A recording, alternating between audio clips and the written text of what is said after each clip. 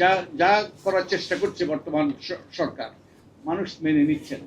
আজকে আমরা যে সংকটের মুখোমুখি, একটা হলো বহির্বিশ্বের সৃষ্ট সংকট, যার ভয়াবহ প্রভাব আমাদের উপর পড়ছে এবং পড়বে, এবং যেই সংকটগুলো আমরা সৃষ্টি করছি, যে গণভোটের রায় নাকচ করে দেওয়ার কিংবা এটা নিয়ে টালবাহানা করার, এবং যে অধ্যাদেশগুলো যে সরকারের স্বচ্ছতা জবাবদিহিতা নিশ্চিত করবে এবং এবং মানুষের কল্যাণ বয়ে আনবে, সেগুলো বাতিল করার চেষ্টা করছি কিংবা সেগুলো নিয়ে গড়িবসি করছি।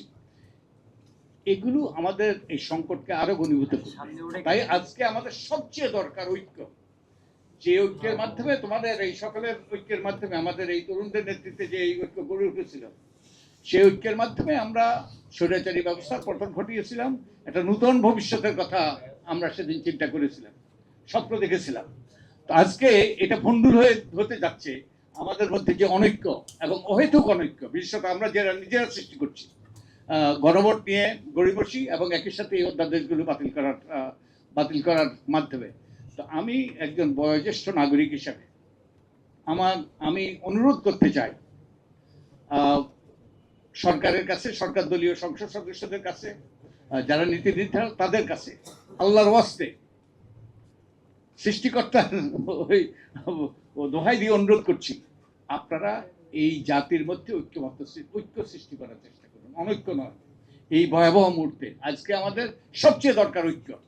যেমনি ভাবে আমাদের ঐক্য দরকার ছিল সেই হাসিনাকে বিতাড়নের জন্য, আজকে আমাদের এই ভয়াবহ সংকটগুলোকে দূর করার জন্য আজকে আমাদেরকে আবারও ঐক্য সৃষ্টি করতে হবে, এবং তার মাধ্যমেই কিন্তু আমরা সামনের দিকে এগিয়ে যেতে পারবো এবং আমরা ভালো অবস্থানের দিকে যেতে পারবো।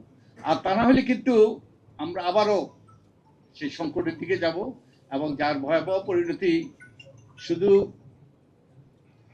জনগণকে ভুগতে হবে না, জনগণকে আমরা সবাই ভুগবো এই পরিণতি, এবং ক্ষমতাসীন দল যারা আছে তারাও এর পরিণতি ভুগবে। তো আমি আশা করব যে আমরা ইতিহাস থেকে শিক্ষা গ্রহণ করব। এবং আরেকটা কথা আমি বলছিলাম গতকালকেই, দুটো কথা বলছিলাম। একটা হলো যে এটা কি এই 2/3 সংখ্যাগরিষ্ঠতার অভিশাপ কিনা, দি কার্স অফ দ্য 2/3 মেজরিটি, সংসদীয় স্বৈরতন্ত্র। তারপরে আরেকটা হলো আমরা পুরানো পথে হাঁটছি, এবং পুরানো পথে হেঁটে কিন্তু নতুন গন্তব্যে পৌঁছা যাবে না। তা আমরা কি আসলে পুরানো পথে হাঁটছি নাকি উল্টো দিকে হাঁটছি? উল্টো দিকে হাঁটলে তো আমরা তার ভয়াবহ পরিণতি আমরা এড়াতে পারবো না। তো যে কথা বলে আমি শেষ করব, আমি এত কিছু সত্ত্বেও আমি আশাবাদী হইতে চাই। কারণ আশাবাদী হওয়ার একটা কারণ হলো যে এখন এই যে যা করার চেষ্টা করছে বর্তমান সরকার, মানুষ মেনে নিচ্ছে না।